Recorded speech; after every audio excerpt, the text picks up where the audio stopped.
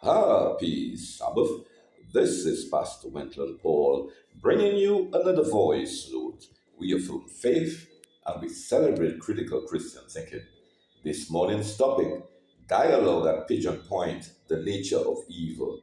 Dialogue at Pigeon Point, the nature of evil. The setting, Pigeon Point, St. Lucia. Two men sit on the old fort overlooking the Caribbean Sea.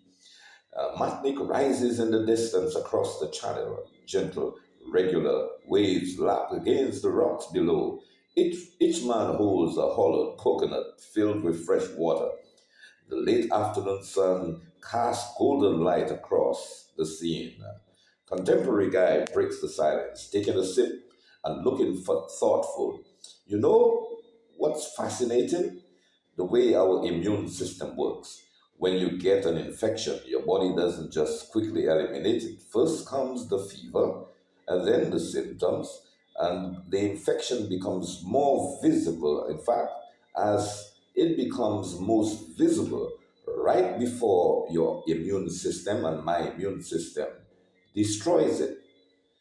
So, therefore, the destruction comes immediately as it goes full bloom. Bible guy, nodding slowly, eyes on the horizon. The sickness reveals itself completely before the cure. Contemporary guy, exactly. You can't heal what you haven't fully identified. You know what is very interesting about this? It made me think about how often we see evil getting exposed, really, really exposed, and then it just doubles down and gets more aggressive, like a cancer. Bible guy, a slight smile. How are you talking about like this? This is exactly what Elijah experienced, contemporary guy. Surprise. The prophet? Bible guy, you have just described his crisis through biology. Mount Carmel, the fire fell, the people cried, the Lord, He is God. Rain ended the drought, the most dramatic demonstration of divine power imaginable. Elijah expected transformation, contemporary guy, but there wasn't any. Bible guy.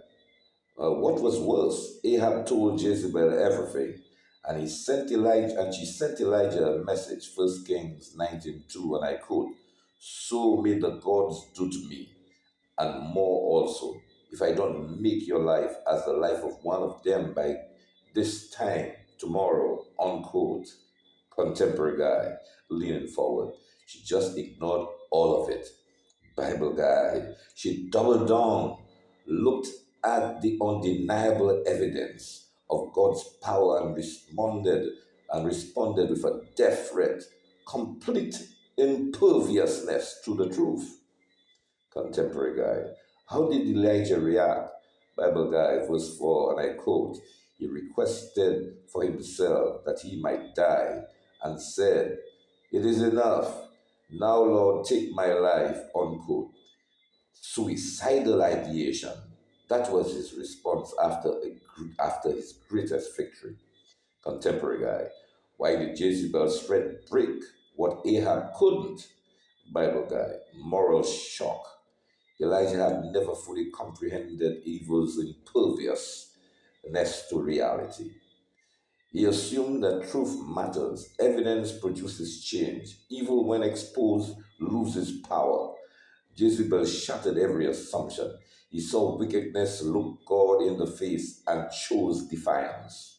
Contemporary guy, staring out at Martinique. That's terrifying because that doesn't work. What does? Wow. Bible guy. The only thing that stops evil refusing to stop itself is overwhelming force. I repeat for emphasis. The only thing that stops evil refusing to stop itself is overwhelming force, complete destruction. Look at Jezebel's and 2 Kings chapter 9. Violent overthrow, but not conversion. Contemporary guy.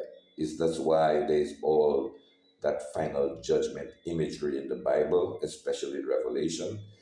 Bible guy, evil which absolutely refuses correction must be ended for justice to be restored. But here's what you asked earlier. What about the people who suffered under evil? Don't they need to see it exposed?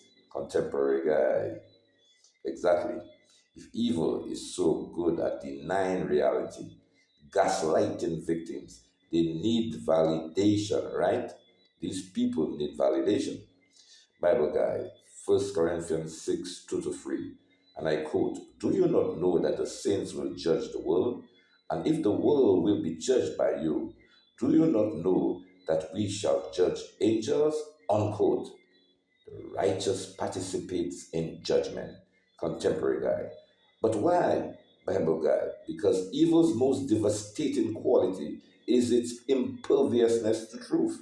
Final judgment requires complete exposure, no more mask. Victims need what they suffered was real. They need to know that was real and evil. It is such that they need to recognize. Contemporary guy, excited. It's the fever again. The infection must be fully exposed before elimination. The righteous seeing evil unveiled in its vindictiveness is a necessary witness. Wow, it's a necessary witness. Bible guy responds, you cannot heal what you haven't fully identified. There's righteous judgment. This definitely is righteous judgment, distinguishing what belongs from what must be eliminated. Contemporary guy. Like the body doesn't negotiate with pathogens, God's judgment has to be complete. No negotiation with pathogens. Bible guy.